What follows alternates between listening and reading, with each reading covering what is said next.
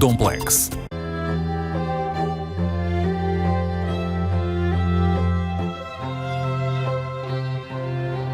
Durante muito tempo, o Mar da Nazaré foi prenúncio de tragédia.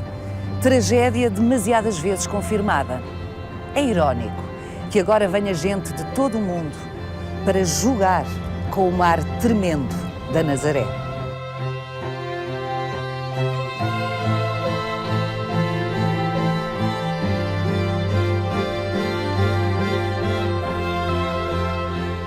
Quase tudo o que compunha o imaginário sobre a Nazaré desapareceu do dia a dia. Os pequenos barcos multicolores, as 7 saias das mulheres, são agora objetos de museu. Sobreviveram, claro, os filmes e as fotografias que grandes figuras da arte do século XX produziram sobre esta comunidade singular.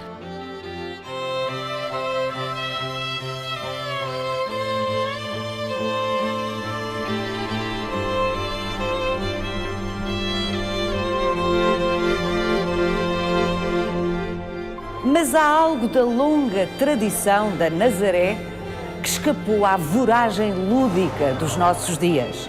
Para isso, temos de ascender ao sítio da Nazaré.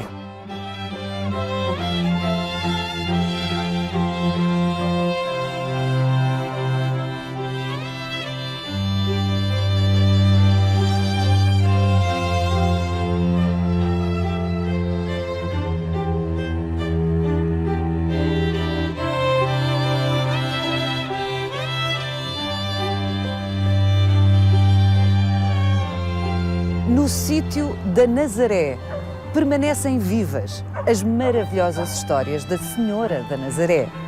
Foi neste exato lugar que Dom Foz Roupinho evitou cair ao precipício por ter evocado a Senhora da Nazaré.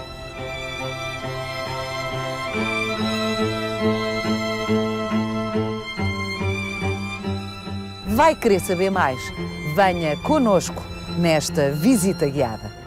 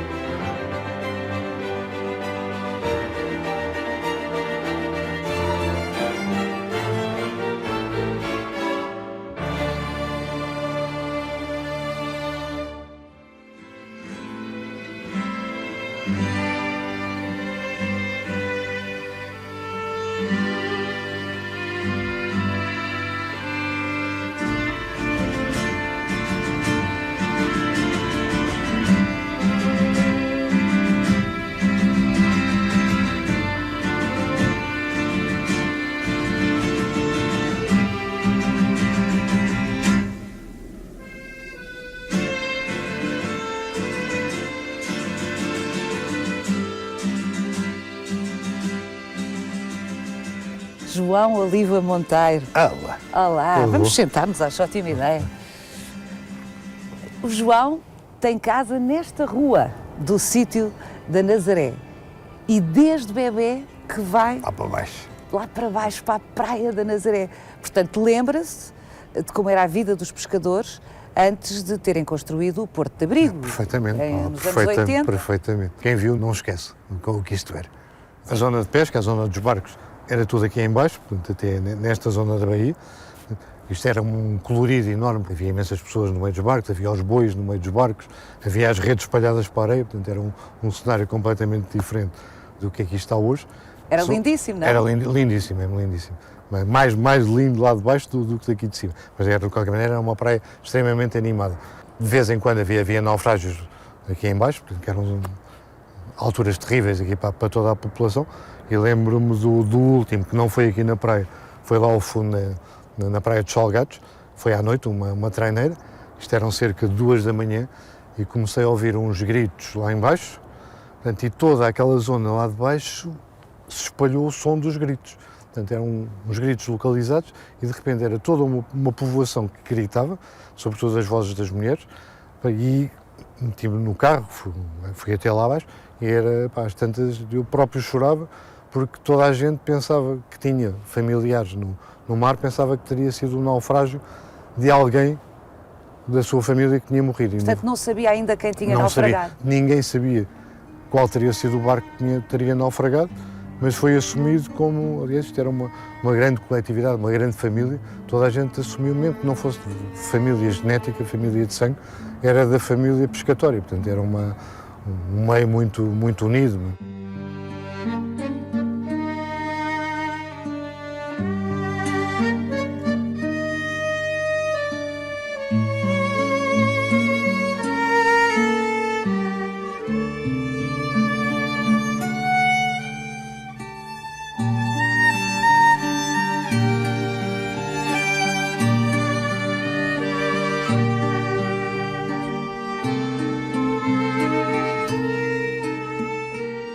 Uma expressão que ainda hoje se usa muito aqui para contar coisas que aconteceram nos anos, sobretudo 40, 50, no tempo da fome. Portanto, é extremamente marcante. As pessoas dizem, isto passou-se no tempo da fome. Portanto, há histórias mesmo terríveis de famílias que não tinham. Me contaram uma vez uma história, um rapaz que me contou uma história, de ser pequenito, e o pai ele perguntar ao pai, quando é que vamos jantar? Ó filho, já jantámos, vai para a cama. Porque não havia nada. Portanto, foram tempos terríveis. Felizmente isso já lá vai.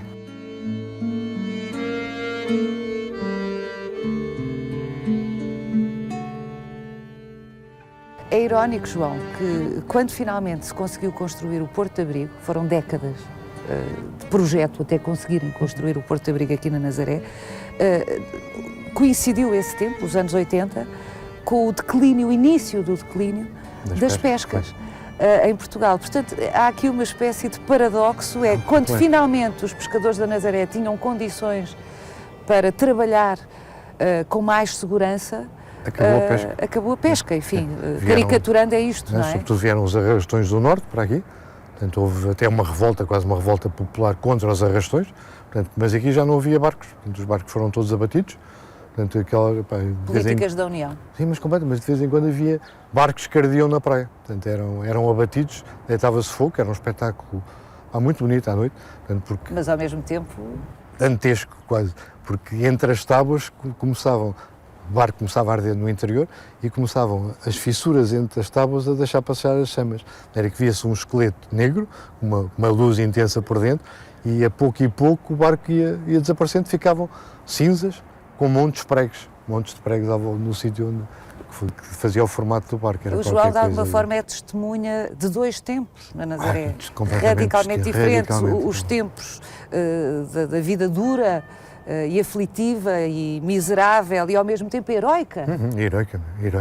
Não é? Esta entrada e saída do mar eram feitos heroicos. E este novo tempo, que é um tempo em que o mar feroz, de repente, é amigo da Nazaré neste sentido, no sentido em que chama surfistas do mundo inteiro e abre-se um novo negócio para a Nazaré. É normal nesta rua onde nós estamos haver pessoas que perguntam onde é que são as ondas grandes?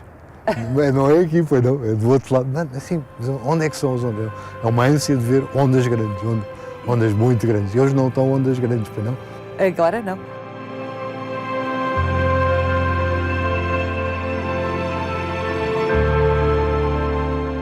Eu acho que no imaginário coletivo, os pescadores da Nazaré são figuras multisseculares aqui, mas é um erro. Não são daqui, mas são da costa mais a norte. Portanto, esta povoação lá em baixo só se constitui no princípio do século XVIII. Portanto, havia corsários, havia piratas, todas as populações que estavam à beira-mar estavam sujeitas às investidas noturnas, sobretudo. Portanto, roubavam os bens, raptavam as pessoas. E a povoação primitiva, portanto, era lá em cima da Pedreneira, que era uma vila que pertencia aos cotos do Mosteiro de Alcobaça, e era esta aldeia cá em cima do sítio. Portanto, lá em baixo só se começam a estabelecer habitantes, portanto, no princípio do século XVIII, quando a Ria de Aveiro fecha, portanto, e os pescadores lá de cima da zona de Ilha são obrigados a abandonar aquela zona e espalham-se pela costa toda para sul, sobretudo para sul, portanto, com grandes colónias aqui. E a população lá de baixo, ainda hoje em dia, que se chama a praia, aquela zona, portanto, é bastante distinta, hoje menos, mas ainda há 20, 30 anos, as pessoas lá de baixo eram as pessoas da praia, cá de cima as pessoas do sítio e lá em cima as pessoas da Paderneira, comunidades completamente distintas, onde havia inclusivamente problemas entre casamentos entre comunidades.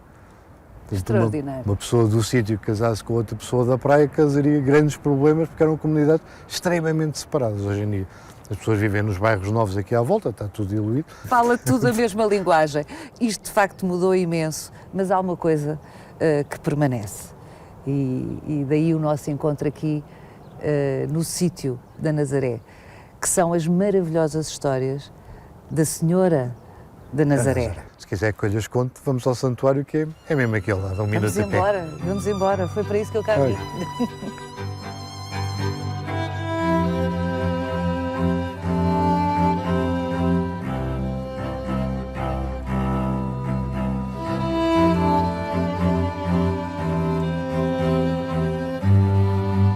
A primeira igreja construída neste sítio, neste local, aqui no sítio, para ser mais específico, foi mandada construir por o rei Dom Fernando I, em 1377, porque a capela primitiva já era pequena para albergar tanta gente que aqui vinha, manda construir uma igreja que, entanto, foi sendo alterada ao longo dos séculos, até aos finais do século XIX. Portanto, isto, a igreja que temos aqui, portanto, é um produto de todas essas alterações consecutivas. Eu, segundo aprendi, João, desde Dom Fernando, os reis que intervieram de uma forma mais forte aqui foram Dom João I, Dom João II, Dom Manuel I, Dom Afonso VI, fez uma grande intervenção. Sim. Dom João V também. E quando falou de Dom Manuel I, a terceira mulher de Dom Manuel I, que depois de ser rainha de Portugal, casou com Francisco I de França e foi rainha de França, permaneceu aqui durante mais de uma semana. Foi construído um paço em madeira, portanto, para ela vir para aqui, o que implica e pressupõe que já havia um culto bastante generalizado para uma rainha vir se instalar aqui durante mais de uma semana e que ser construído o tal Palácio de Madeira para ela estar bem instalada, porque aqui não havia nada. Nessa altura era só a igreja e a ermida e nada mais. Essas peregrinações reais e a dimensão deste templo pressupõe que a devoção era tanta à Senhora da Nazaré que arregimentava muito dinheiro. Sim. Entrando no santuário vamos ver onde parte desse dinheiro foi aplicado.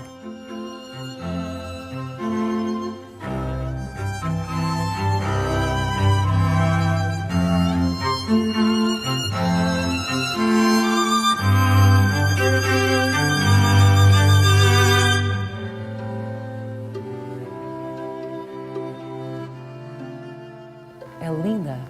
E aquilo que eu lhe tinha dito lá fora realmente é esplendorosa, não é?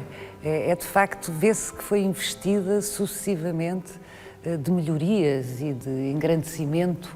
E o escudo da Casa Real continua presente nestes embutidos, aqui nos mármores, como depois veremos na sacristia também. Exatamente, porque de facto é uma igreja com proteção real desde a primeira hora. Desde a sua fundação. E temos estes azulejos holandeses que são magníficos, que foram encomendados pelo santuário à Holanda, uma firma holandesa. Século XVIII, não é? Logo no princípio do século XVIII, 1708. Portanto, são escolhidos os temas dos painéis, vêm da Holanda todos numerados num grande navio, desembarca em Lisboa, portanto, sobe o Tejo num navio mais pequeno até perto de Vila Franca, e daí até aqui vêm carros de bois. Portanto, há o registro que sobrevive aqui no arquivo da confraria, tanto da encomenda como da viagem, que vieram sempre acompanhados de um senhor holandês, portanto, responsável da montagem, pela primeira vez aqui nestas paredes, onde encaixam na perfeição.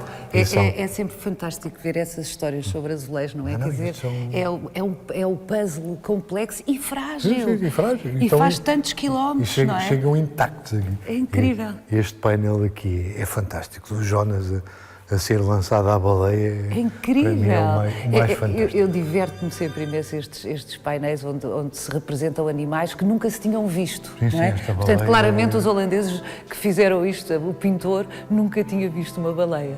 Mas resultou uma coisa ainda melhor. Não, muito melhor que uma qualquer fotografia de uma baleia. É fantástico.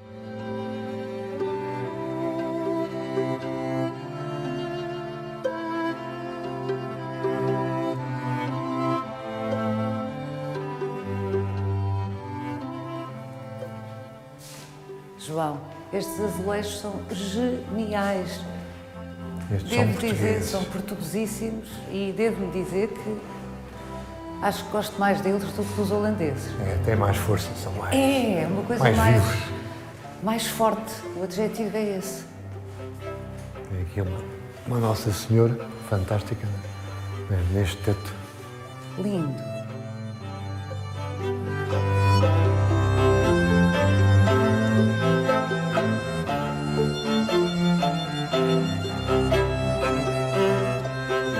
Bom, vamos começar por esta tela. Portanto, esta tela representa um monge com uma imagem, a imagem de Nossa Senhora de Nazaré no braço, no regaço, e que terá sido o monge que trouxe a imagem de Nazaré na Palestina até Mérida, em Espanha. Portanto, daí o nome de Nossa Senhora de Nazaré, que é o local onde ela primeiro terá sido venerada. Portanto, literalmente, Nazaré, onde cresceu Jesus. Precisamente. Portanto, a imagem é transportada até Mérida, um mosteiro. Isso mais ou menos quando? Anterior ao século VIII.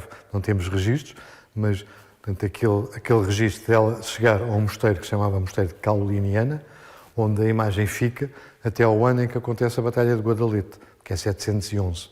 Portanto, a Batalha de Guadalete acontece porque os muçulmanos atravessam o estreito, invadem a península, as tropas cristãs que eram comandadas pelo rei Rodrigo, foi o último rei visigodo, esperam as tropas muçulmanas, há uma grande batalha onde os cristãos são desbaratados e a sorte do rei não desconhece qual foi, e segundo é contado aqui nestas telas, o rei terá trocado os seus trajes reais, que é a personagem principal à esquerda junto ao seu cavalo, com um mendigo para poder escapar despercebido do campo de batalha e se poder refugiar a algures. Acontece aquela troca de indumentária e o rei vai ter ao mosteiro de Cauliniana, onde estava a imagem. E está aqui, nesta tábua, perante o altar onde está a Nossa Senhora da Nazaré, e está um monge que eu vê-lo a chorar e a prantear-se ali em frente à imagem, vem ter com ele e lhe pergunta se quer ser ouvido em confissão. O rei confessa-se e quando se confessa diz quem é. Rodrigo, o rei dos visigodos, vencido na Batalha de Guadalete. E vestido de mendigo para conseguir escapar. O monge propõe-lhe, eu vou abandonar o mosteiro, portanto, e vou-me dirigir para o litoral atlântico, se queres vir comigo. Portanto, o rei diz que sim, senhora, vêm os dois e vêm ter aqui, a este sítio onde hoje é a Vila da Nazaré, que herdou o nome da imagem, ao contrário do que normalmente acontece, que são os sítios que dão o nome às imagens que lá são veneradas, e que é o contrário. É uma imagem que vem da Nazaré da Palestina até este local em Portugal, este sítio da Nazaré, que mais tarde forma a Vila da Nazaré. Portanto, uma vila que recebe o nome de uma imagem que vem do Mediterrâneo Oriental até aqui à costa atlântica. Extraordinário. Estamos no século VIII. E a história continua daquele lado. Vamos lá. É uma espécie de banda desenhada, não é? Incompletamente. Isto é muito, muito didático. Quando o monge propõe ao rei fugirem juntos, trazem a imagem de Mérida aqui para este sítio. E estão ali os dois representados nesta tela, portanto, junto ao bico onde aconteceu o milagre de Dom Afonso Roupinho, 4 séculos depois. Estão os dois lá representados e por baixo está representada uma grutazinha onde está a imagem escondida. Portanto, eles escondem a imagem.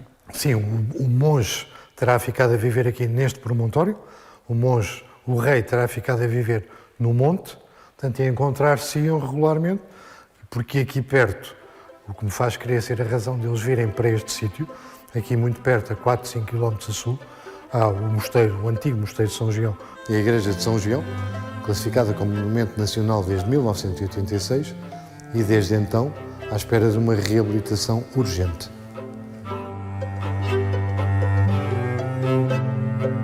Ao que tudo indica, foram realizados estudos há muito poucos anos, seria um mosteiro de eremitas. Portanto, o que coincide com o facto de eles os dois viverem como eremitas, uma vez por semana todos os eremitas da região iam a uma cerimónia religiosa no próprio mosteiro, na igreja do mosteiro, que eram com poucos alojamentos à volta, o que faz crer que realmente esta história tem um fundo de veracidade bastante consistente, digamos Já vamos assim. falar sobre Digamos isso. Eu assim. agora quero ouvir a história até ao fim. Continuamos aqui com os reis. Temos uma representação muito interessante do que era a Praia da Nazaré neste finais do século XVII, que é aquela zona com chamemos uma ria, uma laguna, com um cordão dunar a separá-la do mar, portanto, que é toda a zona que hoje em dia lá embaixo está ocupada pelas casas da Praia da Nazaré e que vai até ao Porto de Abrigo, até lá a seguir, que é a única que está assinada por Luís de Almeida, que terá sido um discípulo de José de Óbidos, portanto podem ser datadas do final do século XVII, que representam o milagre que aconteceu com Dom Fuas Roupinho. Portanto, Dom Fuas Roupinho era um cavaleiro da época do Dom Afonso Henriques, que era alcaide de um castelo de Porto Mós, que é a cerca de 15, 20 km daqui. Portanto, andava a caçar em setembro aqui nesta zona. Portanto, estava um dia de nevoeiro, como é normal nessa época aqui. Aparece-lhe um veado que ele começa a perseguir. De repente percebe que já tinha encontrado anteriormente a essa caçada a gruta onde estava a Nossa Senhora escondida há mais de 4 séculos. Já lá tinha descido, já sabia que existia. Quando percebe que está mesmo na ponta do precipício, em risco de cair para uma queda da qual não se salvaria, seria fatal inevitavelmente, e pede Nossa Senhora salva-me.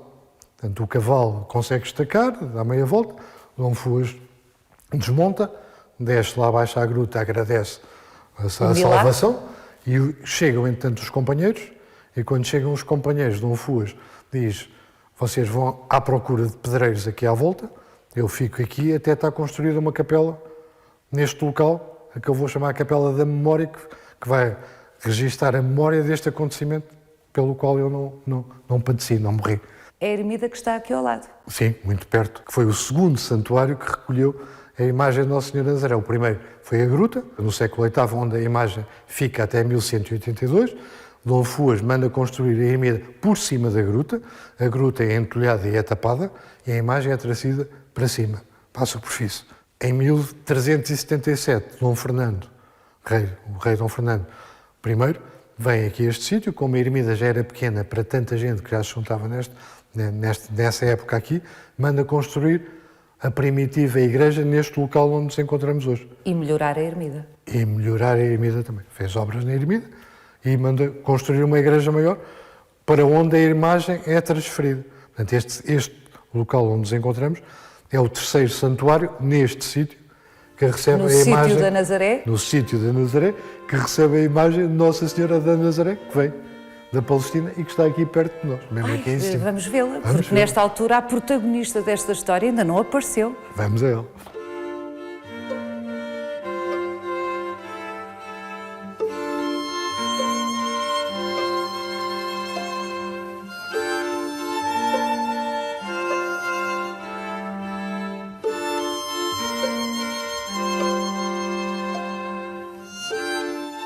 E aqui está a imagem, Paula. Tão pequenina. Tem cerca de 25 centímetros, é de madeira. A datação é difícil, portanto, não sabemos se será uma réplica de uma imagem original que terá vindo realmente do Mediterrâneo Oriental, porque há um pormenor nesta imagem que me faz crer isso, que é a coifa que a senhora usa na cabeça para recolher. Era uma touca que usavam as senhoras desta época no Oriente. Portanto, há representações disso nos mosaicos da Imperatriz Teodora, nos mosaicos da Ágia Sofia, Santa Sofia, em Istambul, nos ícones russos. Portanto, aparecem sempre estas imagens com umas cabeças muito grandes, com os véus por cima, provavelmente uma réplica dessa imagem original, trazida pelo monge e pelo rei. E que Dom Fuas Roupinho terá evocado. Seria fácil datá-la através do teste do carbono 14, o que nunca foi feito, e ficaríamos a saber qual é a época, sem serem opiniões pessoais, portanto, um dado científico objetivo, qual seria a época. Nota-se uns pormenores que seria um véu branco em cima desta cor morena, como a descreve o Britalão, que foi o grande divulgador desta história, que escreve em 1628 um livro sobre a antiguidade desta imagem, que é extremamente curioso. Britalão, que foi administrador desta casa. Portanto, é designado administrador isto já no tempo em que os Filipes eram os reis também de Portugal, no tempo do Filipe II, português III de Espanha, em que o designa como administrador. Ele escreve essa obra, que teve a primeira edição com 1500 exemplares. É imenso. Imenso. Imenso. Que se espalhou por todo o sítio onde havia portugueses. Portanto, há igrejas dedicadas a Nossa Senhora de Nazaré, algumas com réplicas desta imagem, com outras imagens parecidas, pelo mundo inteiro, desde o Brasil, sendo a principal em Belém do Pará. Há em Luanda uma capela muito interessante também. No Japão também, que deve ter sido fruto dos jesuítas que terão levado esta devoção para o Japão. Difundida pelo mundo inteiro. Então, Imagino que talvez também no Canadá, para onde tantos nazarenos emigraram, não é? Provavelmente, em St. John's, no Canadá, uma E nos cidade Estados também. Unidos? Nos Estados Unidos, portanto é uma devoção que a partir deste sítio onde nós estamos, No sítio da Nazaré? no sítio, se espalha para a maior parte do mundo por onde os portugueses andaram, e provavelmente muito devido a esse livro do Britalão, que é um sucesso, que é lido nos navios em voz alta, nos serões em voz alta.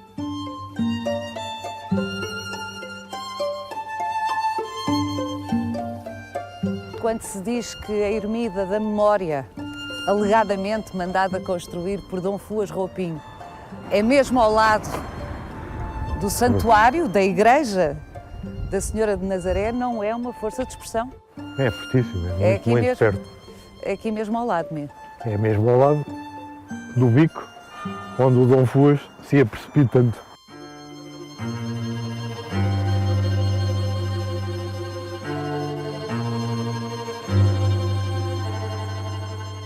Esta ermida, ao que reza a história também, foi atualizada, aprendi com o João, por Dom Fernando I, portanto, finais do século XIV. Terá estado aqui em 1377, portanto, como já havia uma grande afluência de peregrinos aqui, manda construir a igreja, onde estivemos, e manda refazer, esta ermida era aberta com arcos, portanto era não uma ermida fechada, mas um alpendre, onde a imagem estaria provavelmente no meio em cima de uma coluna que estaria no centro. Portanto, Dom Fernando manda fechar. Aquele baixo relevo tem tido várias leituras, portanto, em relação aos personagens que lá estão. Portanto, ao centro, indubitavelmente, é a imagem de Nossa Senhora de Nazaré com o menino ao colo, na perna esquerda. À esquerda tem uma personagem masculina e à direita duas personagens que me parecem femininas. A leitura que eu faço destas personagens é a família real de Dom Fernando. Portanto, o rei, em primeiro plano à direita é a mais pequena, Dona Beatriz, a filha, e por trás a detestada Leonor de Teles. Este baixo relevo é uma réplica, o original está no museu do santuário. Do santuário de onde viemos agora. Os azulejos são maravilhosos, mais uma vez, são obviamente. No princípio do século XVIII também. Obviamente, posteriores, do mestre António Bernardes. E são, o de interior facto, é todo revestido a azulejos também. Uma beleza. E agora vamos descer até ao nível da gruta sobre a qual foi construída esta ermida. É mesmo estreito. Isto é muito pequenino. Paulo, e aqui temos uma réplica da imagem de Nossa Senhora de Nazaré que vimos lá em cima na igreja, e terá sido aqui o local onde existia a gruta, que ainda aqui está por baixo uma entrada, onde a imagem foi colocada no século VIII, quando foi transportada de Mérida até aqui. E esteve aqui até 1182, quando Dom Fuas manda construir esta ermida. Dom Fuas Roupinho? Dom Fuas Roupinho, precisamente, que manda construir esta gruta, esta ermida por cima da gruta, e quando a imagem é transportada para o nível superior, por onde entramos. Uhum. Vamos subir? Vamos subir. João, tenho estado deliciada a aprender consigo, a ouvir as maravilhosas histórias da Nossa Senhora da Nazaré, mas eu tenho que confessar que tudo isto me levanta algumas questões e que as questões que me levantam estão diretamente relacionadas com esta lápide que estamos aqui a ver. Esta lápide foi colocada aqui no princípio do século XVII, portanto, e foi composta por Frei Bernardo de Brito. Portanto, estamos a falar no tempo dos Filipes. Nos tempos Filipes, princípios do século XVII.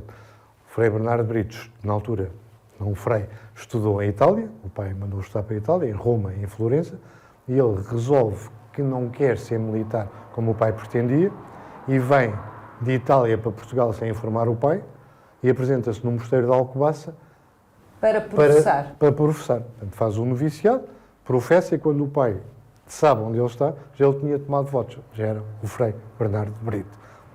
Mas com uma preparação fora do comum. Muito fora do comum, uma cabeça muito fora do comum também. Escrevia lindamente. Muito, muito bem.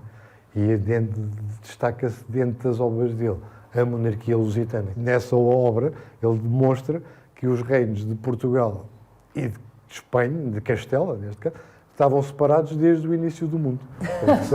Desde Adão e Eva. Desde Adão e Eva. São descendências completamente diferentes dos nossos... Ou seja, inconciliáveis. Completamente separados ad eterno. No segundo tomo da monarquia lusitana, o Frei Bernardo de Brito fixa a história de Nossa Senhora de Nazaré que estivemos a falar. Ele diz, a história que nos contou. Precisamente, ele diz que encontra um pequeno pergaminho no arquivo do Mosteiro de Alcobaça, o que não é de estranhar, porque tinha um arquivo fabuloso, e nesse pergaminho, que teria estado aqui embaixo na gruta, de onde saímos agora, foi levado daqui para o arquivo do Mosteiro de Alcobaça, é contada a origem da imagem de que falamos. Portanto, a história de que veio da Palestina... Veio da Palestina, de que... para Mérida, de Exatamente. Mérida para aqui, que ainda não tinha nome e ficou conhecido como o sítio da Nossa Senhora de Nazaré. Sítio da Nazaré é Nazaré hoje em dia. Toda essa história é fixada pelo Frei Bernardo de Brito, que mandou, entretanto, fazer esta lápide com uma espécie de síntese dessa história. Em latim, evidentemente. Obviamente.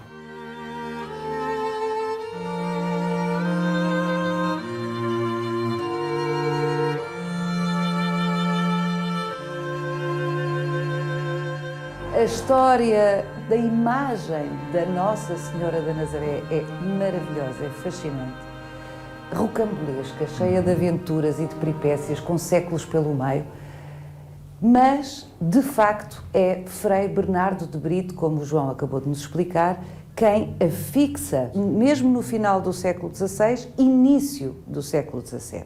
Ora, eu sei que o João sabe que há vários historiadores que não admitem outra hipótese sobre esta história que não seja a de que é uma lenda, e uma lenda inventada de raiz por Frei Bernardo de Brito.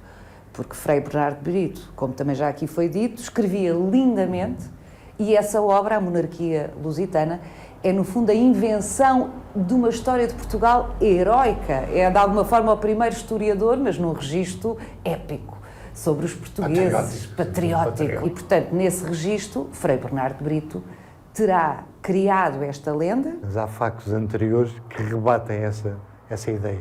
200 anos antes de Bernardo de Brito ter escrito, já Dom Fernando tinha vindo aqui, em peregrinação.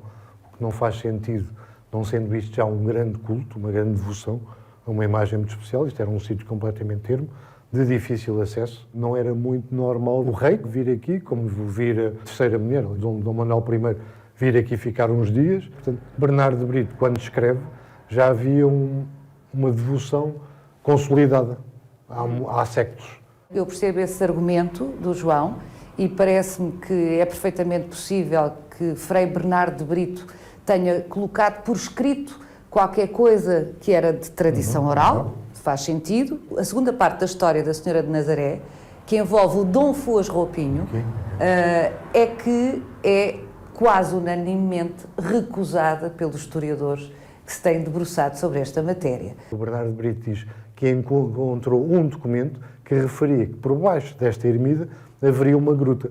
Portanto, esta ermida tem esta área tão reduzida, menos de 10 metros quadrados, e parece-me quase impossível, 400 anos depois do milagre de Dom Foas, um homem chegar aqui e dizer, aqui por baixo deve haver uma gruta. Porque estava tapada. Estava tapada. Portanto, 400 anos depois da gruta ter sido tapada, o Bernardo de Brito descreve, com a ajuda de alguns peregrinos que estavam por aqui, tiraram umas lajes do chão e descobriram a gruta que há 400 anos ninguém sabia que ela existia. Portanto, como parece, uma capela construída à beira do abismo, com uma área tão pequenina, não passa para a cabeça de ninguém. Olha, ajudem-me aqui a levantar umas lajes, porque eu acho que ele teria de ter um dado muito forte para quase desacralizar este espaço levantando lajes à procura de uma coisa que ninguém via há 400 anos. João, mas ninguém nunca viu nenhum documento sobre a existência de Dom Fuas Roupinho, esse alegado companheiro de Dom Afonso Henriques. Mas há vários historiadores que referem que Dom Fuas Roupinho é um personagem do qual não existem documentos coevos, como acontece com vários Quando se diz personagens. coevos, é contemporâneos da Contemporâneos personagem. do Dom Fuas Roupinho. Portanto, não chegaram até nós. Ou até poderiam não ter existido. Portanto, na altura não era normal, não se ia ao notário fazer uma escritura de compra e venda. Portanto, os documentos eram qualquer coisa, não havia certidões de óbito. Eram qualquer coisa de muito especial. E já passaram tantos séculos que é natural que muitos deles não tenham chegado até nós, tenham perdido ao longo destes séculos todos. Bom, João, entre documentos que não se encontram e historiadores cujas leituras são tão divergentes, acho que vamos ficar para sempre com esta história da vinda da imagem da Nossa Senhora de Nazaré para este sítio, numa bruma de mistério, o que não deixa de ser interessante. Muito. Não é? Muito interessante.